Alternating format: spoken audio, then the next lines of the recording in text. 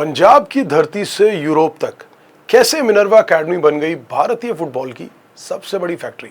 कभी भारत में फुटबॉल की बात होती थी तो नजरें गोवा, केरल या पश्चिम बंगाल की तरफ उठती थी और हम बात करते थे कि शायद इन्हीं स्टेट से ही फुटबॉल का टैलेंट देश के लिए खेलता है और वहां से निकल कर आता है। लेकिन अगर आज बात करें तो पंजाब की एक अकेली एकेडमी यूरोप के सबसे बड़े यूथ फुटबॉल टूर्नामेंट्स जीत रही है। बात करें अगर उन टूर्नामेंट्स में से उन देशों की, स्वीडन, डेनमार्क, नॉर्वे, फिनलैंड, जहां कभी भारतीय टीम सिर्फ हिस्सा लेने जाती थी, आज वही हमारे देश का तिरंगा लहरा रहा है।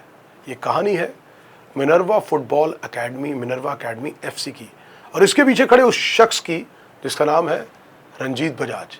आज रंजीत बजाज को हिंदुस्तान के शायद सभी लोग जानते हैं, स्पोर्ट्स प्रेमी, देश प्रेमी और अपने खेल से प्यार करने वाले। तो बात करते हैं कि इसकी शुरुआत कैसे हुई। साल 2005 पंजाब में एक छोटे से स्पोर्ट्स प्रोजेक्ट की शुरुआत होती है। नाम रखा जाता है मिनर्वा एकेडमी। रंजीत बजाज, जो कि इस मिनर्वा एकेडमी के फाउंडर और कोच है, सपना था कि भारत में फुटबॉल खिलाड़ियों की कमी नहीं, कमी है तो सही ट्रेनिंग की, सही कोचिंग की और इंटरनेशनल एक्सपोजर की। अब इसी सोच के साथ उन्होंने एक ऐसा मॉडल बनाया कि जहां बच्चों को सिर्फ फुटबॉल नहीं बल्कि प्रोफेशनल एथलीट बनाया जाए। अब धीरे धीरे यही एकेडमी भारतीय फुटबॉल की शायद सबसे बड़ी टैलेंट फैक्ट्री भी कहें तो गलत नहीं होगा। अब बात करते हैं कि रंजीत बजाज ने जब ये सपना देखा, जब ये थॉट प्रोसेस रखा, तो उनका विजन क्या था। रंजीत बजाज हमेशा कहते रहे कि अगर भारतीय खिलाड़ी यूरोपियन खिलाड़ियों को हराना चाहते हैं तो उन्हें यूरोप जाकर खेलना होगा, यूरोपियन स्टाइल में ट्रेनिंग करनी होगी और दुनिया के सर्वश्रेष्ठ खिलाड़ियों के खिलाफ उतरना होगा। उनकी इसी सोच के कारण उन्होंने हर साल अपनी टीमों को यूरोप भेजना शुरू किया। आज इसका परिणाम पूरी दुनिया देख रही है और हिंदुस्तान के लोग शायद उनके इस सपने और इस थॉट प्रोसेस पर गर्व भी कर रहे हैं। अब बात करते हैं पहले राष्ट्रीय स्तर पर कि उनके मिनर्वा एकेडमी ने क्या सफलताएं हासिल की। मिनर्वा एकेडमी सिर्फ इंटरनेशनल स्तर पर नहीं, भारत में भी लगातार चैंपियन रही। बात करें आई लीग जीतना हो, एएफ के कई यूथ लीग जीतना हो, सब junior league, youth league, Subroto cup, Punjab state league, ऐसे दर्जनों राष्ट्रीय खिताब मिनर्वा एकेडमी के नाम है। एआईएफएफ ने इसके यूथ डेवलपमेंट संरचना को भी एलीट कैटेगरी में मान्यता दे रखी है। तो अब बात करते हैं, जब देश के अंदर सारे टूर्नामेंट जीत लिए तो फिर विदेशों में जाकर जो पूरी तैयारी थी वो कैसे आगे बढ़ी। तो फिर आया वो दौर जब मिनर्वा ने इतिहास लिखना शुरू किया। सबसे पहले दुबई का मीना कप, फिर स्वीडन का गोथिया कप, जिसे दुनिया का सबसे बड़ा यूथ फुटबॉल टूर्नामेंट माना जाता है। तो बात करें 2023 में मिनर्वा पहली ऐसी भारतीय टीम बनी जिसने गोथिया कप जीता, और इसके बाद तो मानो झड़ी लग गई। 2025 में फिर से गोथिया कप जीता, लेकिन यहीं ये जो रफ्तार और ये जो कारवां था वो यही नहीं रुका। 2025 में डायना कप जीता, नॉर्वे कप जीता और हेलेंस्की कप 2025 के अंदर रनर अप रहे। लेकिन 2026 के अंदर एक अरमान और एक सोच और थी रंजीत बजाज की कि पिछली बार हेलेंस्की कप नहीं जीते तो इस बार वो सपना ही पूरा करेंगे। तो 2026 वो साल बन गया जब मिनर्वा ने हेलेंस्की कप जीतकर पिछले साल की हार का अपना बदला भी ले लिया और हिसाब भी बराबर कर दिया। फाइनल में मेजबान और डिफेंडिंग चैंपियन एचजेके को 1-0 से हराकर भारत का झंडा यूरोप में लहरा दिया। तो आखिर इस पूरे सिस्टम के पीछे सफलता का राज क्या है। मिनर्वा सिर्फ मैच नहीं खेलती, सिस्टम बनाती है। यहाँ खिलाड़ी कम उम्र से sports science, fitness, tactical football, video analysis, mentor training और इंटरनेशनल मैच एक्सपोजर के साथ तैयार किए जाते हैं। शायद यही वजह है कि वो आज अंतर्राष्ट्रीय देशों के अंदर या दूसरे देशों में जाकर वहीं पर उनको हरा नहीं रहे, ठोक रहे हैं कि यहाँ से निकले हुए खिलाड़ी भारत की अलग अलग राष्ट्रीय आयु वर्ग की टीमों तक भी लगातार पहुंच रहे हैं और कई प्रोफेशनल क्लबों में भी खेल रहे हैं। तो यहाँ सिर्फ ट्रॉफियां नहीं, खिलाड़ियों की फैक्ट्री तैयार हो रही है।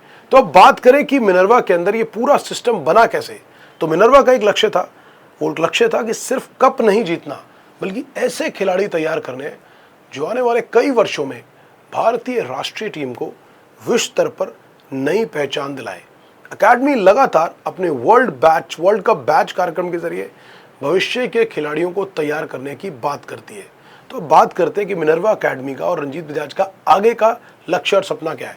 तो रंजीत बजाज का सपना है सिर्फ भारत में नंबर 1 एकेडमी बनाना नहीं, बल्कि भारत को फीफा वर्ल्ड कप तक पहुंचने वाले वाले खिलाड़ियों की पीढ़ी तैयार करना, अगर यही मॉडल देश के अलग अलग राज्यों में लागू हो जाए तो आप सोचिए, शायद भारतीय फुटबॉल का भविष्य पहले से कहीं ज्यादा उज्जवल और बहुत खूबसूरत होगा। कहते हैं कि कभी एक टाइम पे कहा जाता था कि भारत फुटबॉल में बहुत पीछे है, शायद उसकी कोई इज्जत नहीं है और शायद फुटबॉल को सिर्फ कुछ स्टेट्स तक सीमित रखा जाता था और इसे कोई गंभीरता से भी नहीं लेता था। लेकिन पंजाब की इस एकेडमी ने और रंजीत बजाज के विजन और सपने ने साबित कर दिया कि अगर विजन बड़ा हो, सिस्टम मजबूत हो और मेहनत लगातार हो तो भारत यूरोप को भी हरा सकता है और वहीं जाकर उन्हीं के देशों के अंदर। तो आज मिनर्वा एकेडमी सिर्फ एक क्लब नहीं है, बल्कि भारतीय फुटबॉल की एक बहुत बड़ी उम्मीद बन चुकी है। क्या आपको लगता है कि भारत सरकार और एएएफ को मिनर्वा जैसे मॉडल को देश भर में लागू करना चाहिए? लेकिन साथ ही एक सवाल भी है, एक थोड़ा सा दुख भी है कि मिनर्वा फुटबॉल एकेडमी जो आज विदेशों के अंदर जाकर कप्स जीत रही है, भारत का नाम रोशन कर रही है, तिरंगा झंडा उस आसमान में लहरा है, विदेशी जमीन पर, विदेशी आसमान में लहरा रहा है। बहुत बार रंजीत बजाज सर को डेट लेने पड़े, लोन लेने पड़े, घर के अपनी वाइफ के गहने बेचने पड़े, अपनी प्रॉपर्टी तक मॉर्टगेज करनी पड़ी, सिर्फ इसलिए कि जब विदेशों में वो टूर्नामेंट खेलने जाता था तो ना उनके पास कोई स्पॉन्सर था, ना ही उनको किसी तरह से स्पोर्ट्स डिपार्टमेंट से, एएएफ से बैकिंग या फंडिंग थी।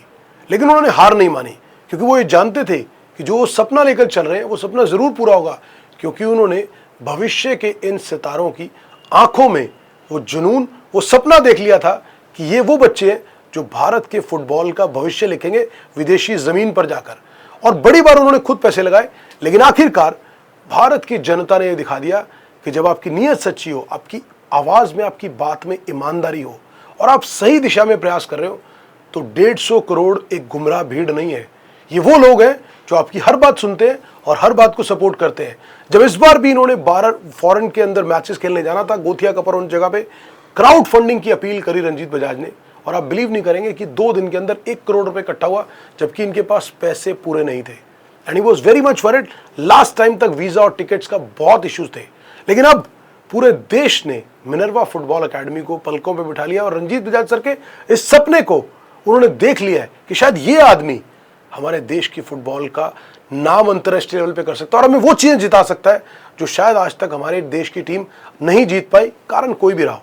हम यहाँ क्रिटिसाइज करने की बात नहीं करेंगे, लेकिन हम बात करेंगे कि जो आदमी आज हिंदुस्तान के अंदर फुटबॉल को अपना मिशन बनाकर और तिरंगे को हमेशा अपनी छाती से लगा के रखने वाला रंजीत बजाज, जब विदेशों में भी जाता है तो उस गर्व के साथ उस तिरंगे को अपनी छाती के साथ लगा के रखता है कि ये मेरे देश की मिट्टी का सपना है कि फुटबॉल के अंदर भी भारतीय टीम अंतर्राष्ट्रीय मंचों पर जाकर बड़े बड़े मैच जीते, बड़े बड़े कप जीते। तो इसलिए आज के समय में जब भी मिनर्वा एकेडमी या रंजीत बजाज सर की बात होती है, लोगों से वो अपील करते हैं तो पूरा देश खूब प्यार लुटाता है, खूब सपोर्ट करता है। और हम उम्मीद करेंगे इसी तरह जनता सपोर्ट कर रही है, लोग सपोर्ट कर रहे हैं। अच्छा लगेगा अगर बहुत सारे स्पॉन्सर्स भी इनको करेंगे, सिस्टम को और मजबूत करेंगे, और साथ ही हमारे ऑल इंडिया फुटबॉल फेडरेशन भी और सरकार भी अगर इस पूरे सिस्टम को आगे बढ़ाएगी तो वो दिन दूर नहीं जब भारत फीफा वर्ल्ड कप की ट्रॉफी भी एक दिन इस देश में लाएगा।